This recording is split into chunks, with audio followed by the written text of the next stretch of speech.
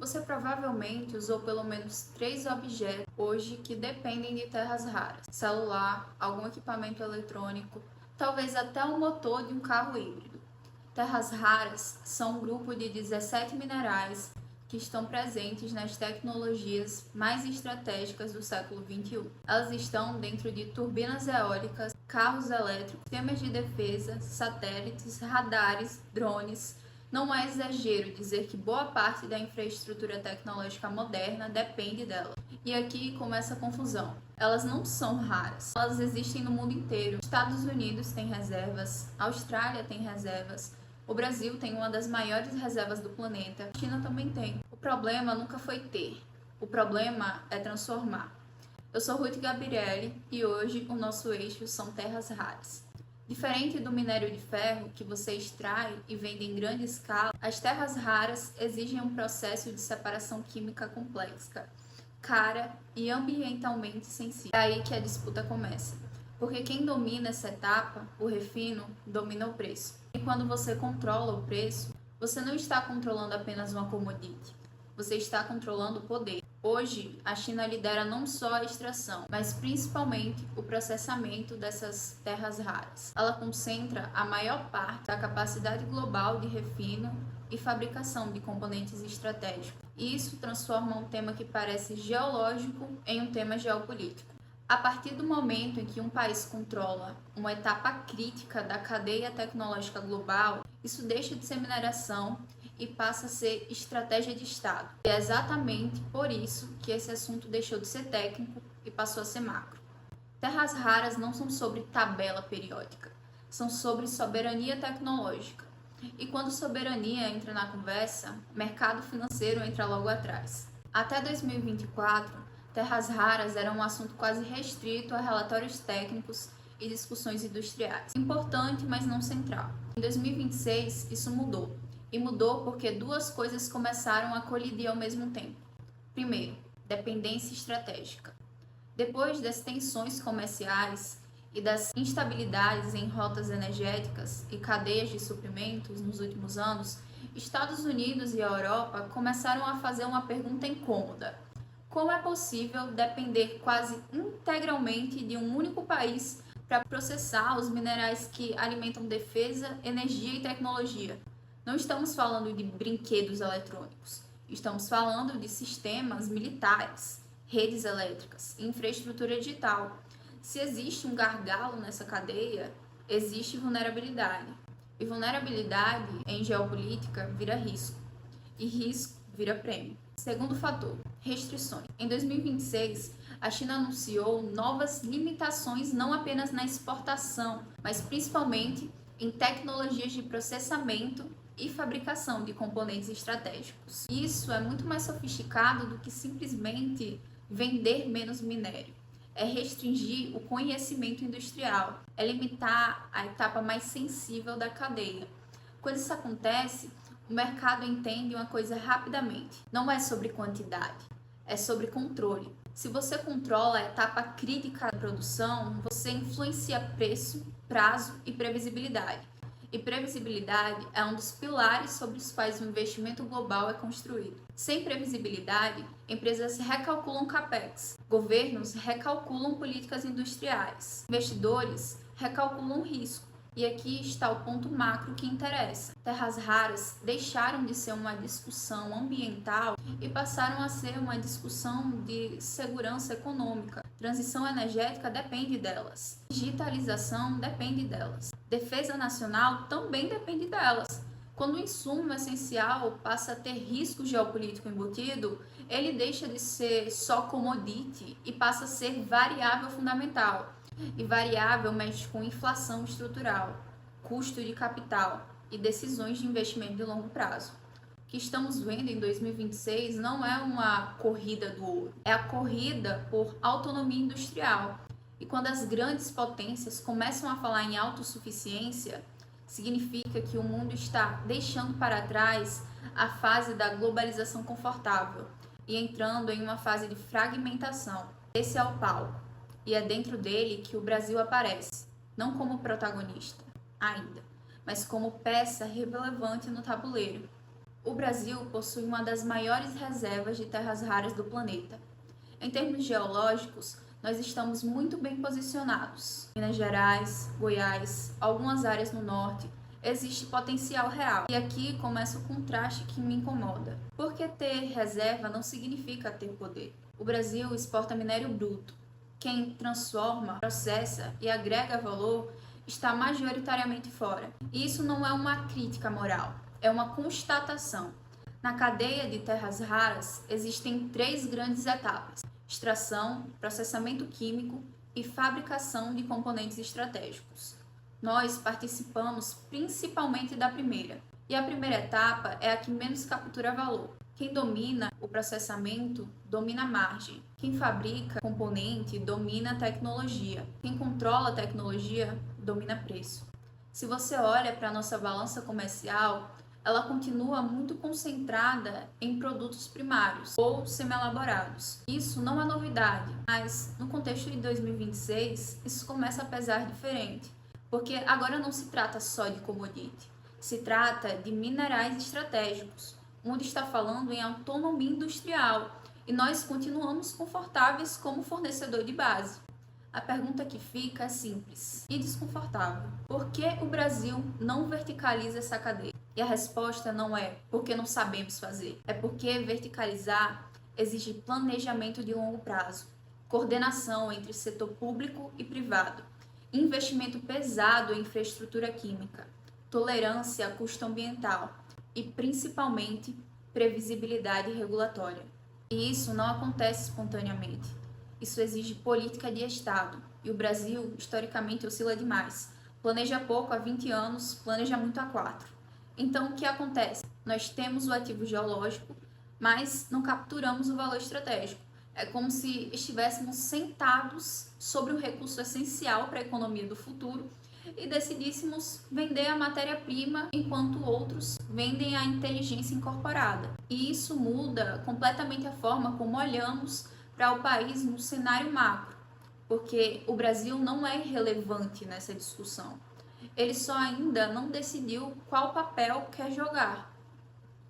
Porque existe uma narrativa preguiçosa que diz: mas o Brasil não tem tecnologia para competir nessa etapa. Tem. E o melhor contra-exemplo está bem na nossa frente: o agronegócio. O Brasil não virou potência agrícola apenas porque tem terra e sol. O que transformou o Cerrado em celeiro do mundo foi pesquisa, coordenação institucional e visão de longo prazo. A Embrapa desenvolveu tecnologia para corrigir solos ácidos, adaptar sementes, aumentar a produtividade.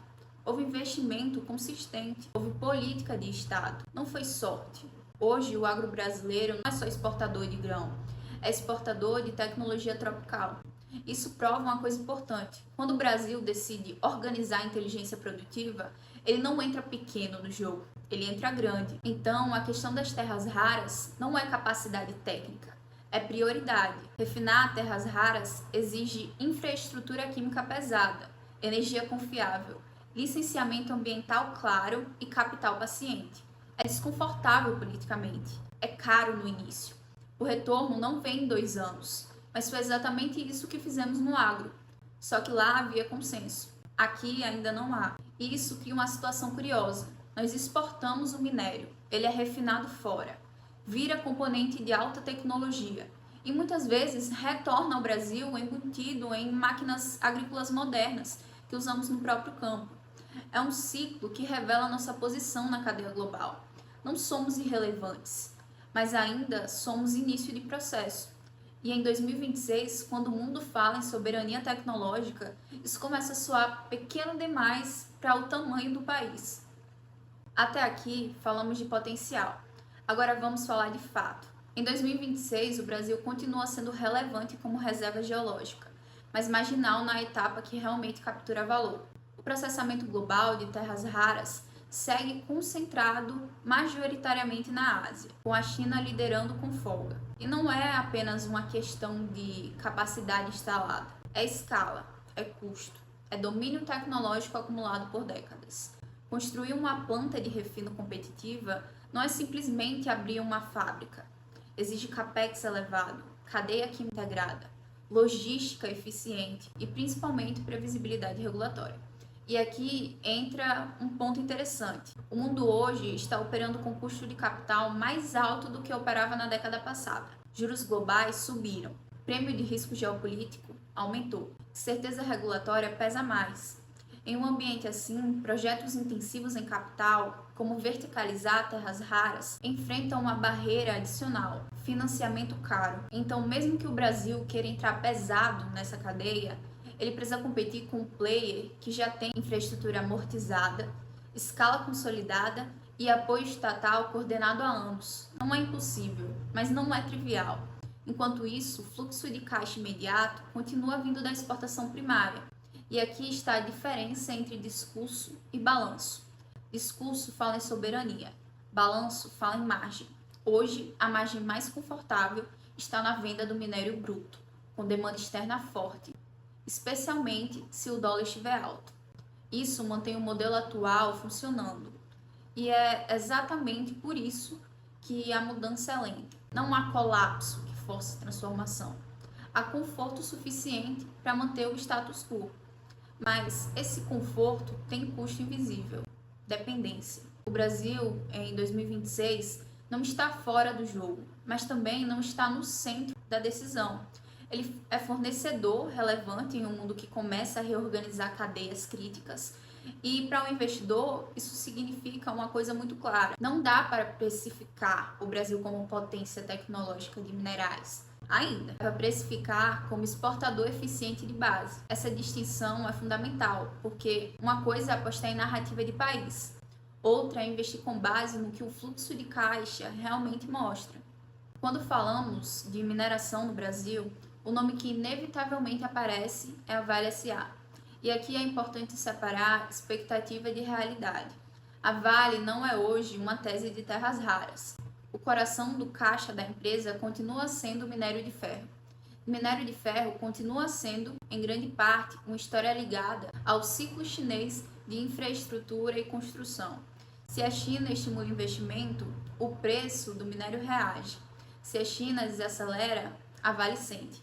Esse é o eixo central. Agora, onde entram os minerais estratégicos? Entram como posicionamento de longo prazo. A Vale vem ajustando seu portfólio para ampliar a exposição a metais críticos, focando na transição energética, principalmente níquel e cobre. Isso é relevante porque esses metais estão diretamente ligados à eletrificação global e à expansão de infraestrutura energética. Mas isso é transição, não é transformação imediata do balanço. Terras raras, especificamente, ainda não são um pilar material do resultado da companhia. Então, se alguém está comprando Vale pensando, ela vai surfar o boom das terras raras, está simplificando demais. A leitura mais madura é outra.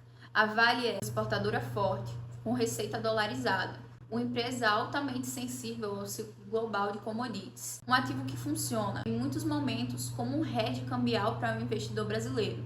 Se o cenário geopolítico aperta e o dólar sobe, a receita em reais tende a ganhar fôlego. Mas, ao mesmo tempo, juros globais mais altos elevam o custo de capital e pressionam o valuation.